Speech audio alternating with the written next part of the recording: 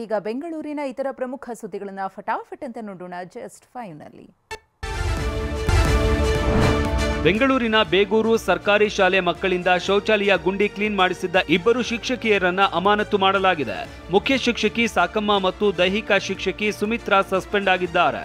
March 21ರಂದು ಈ ಬಗ್ಗೆ ಟಿವಿ9 ವರದಿ ಪ್ರಸಾರ ಮಾಡಿತ್ತು. ಎಚ್ಚೆತ್ತ ಶಿಕ್ಷಣ ಇಲಾಖೆ ಉಪನಿರ್ದೇಶಕ ನಿಂಗರಾಜಪ್ಪ ಇಬ್ಬರನ್ನು ಅಮಾನತು ಮಾಡಿದ್ದಾರೆ.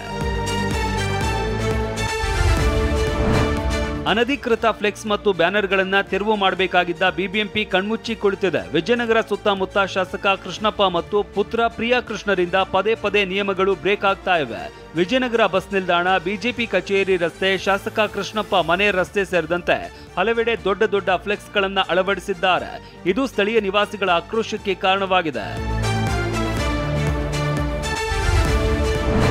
ಬಿಸಿಲ ಬೇಗೆ ನಡುವೆ ಬೆಂಗಳೂರಿನಲ್ಲಿ ದಿಢೀರಂತ ಮಳೆಯಿಂದ ಹವಾಮಾನ ಬದಲಾವಣೆಯಾಗಿದೆ. ಇದರಿಂದ ಹತ್ತಾರು ಆರೋಗ್ಯ ಸಮಸ್ಯೆಗಳು ಉಲ್ಬಣಗೊಳ್ತಾ ಇವೆ. ನಿತ್ರಾಣ, ನಿರ್ಜಲೀಕರಣ, ಅಜೀರ್ಣ, ಸನ್ಸ್ಟ್ರೋಕ್ ಸೇರಿದಂತೆ ಹಲವು ಸಮಸ್ಯೆಗಳು ಹೆಚ್ಚಾಗಿವೆ. ವಯೋವೃದ್ಧರು, ಗರ್ಭಿಣಿಯರು ಹೆಚ್ಚಾಗಿ ಆರೋಗ್ಯದತ್ತ ಗಮನ ವಹಿಸುವಂತೆ ತಜ್ಞರು ಸಲಹೆ ನೀಡಿದ್ದಾರೆ. ಈಗ ಡಿಹೈಡ್ರೇಷನ್ಸ್ ಕೇಸಸ್ಗಳು ನಮಗೆ ಬರ್ತಾ ಇದೆ. ಅದು ವಾಂತಿ ಭೇದಿಯಿಂದನೂ ಡಿಹೈಡ್ರೇಷನ್ ಆಗೋ ಸಾಧ್ಯತೆಗಳು ಇರ್ತವೆ.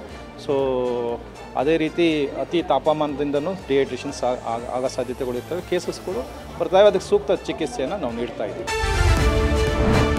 ಯುಗಾದಿ ಹಬ್ಬದ ಹೊಸ ತೊಡಕಿನ ಸಂಭ್ರಮ ಇಂದಿನಿಂದಲೇ ಶುರುವಾಗಿದೆ. ಕೆಂಪೇಗೌಡ ಚಾರಿಟಬಲ್ ಟ್ರಸ್ಟ್ನವರು ನಂದಿನಿ ಲೇಔಟ್ನಲ್ಲಿ ನಾಟಿ ಕೋಳಿ ಸಾರು ಮತ್ತು ಮುದ್ದೆ ತಿನ್ನುವ ಸ್ಪರ್ಧೆ ಆಯೋಜಿಸಿದ್ರು. ಬರೋಬ್ಬರಿ 14 ಮುದ್ದೆ ತಿನ್ನುವ ಮೂಲಕ ಪುರುಷರ ವಿಭಾಗದಲ್ಲಿ ಶಂಭುಲಿಂಗೇಗೌಡ ಮೊದಲ ಸ್ಥಾನ ಪಡೆದ್ರು. ಮಹಿಳೆಯರ ವಿಭಾಗದಲ್ಲಿ 8 ಮುದ್ದೆ ತಿಂದ ಪ್ರಭಾವತಿ ಮೊದಲ ಸ್ಥಾನ ಗಳಿಸಿದ್ರು.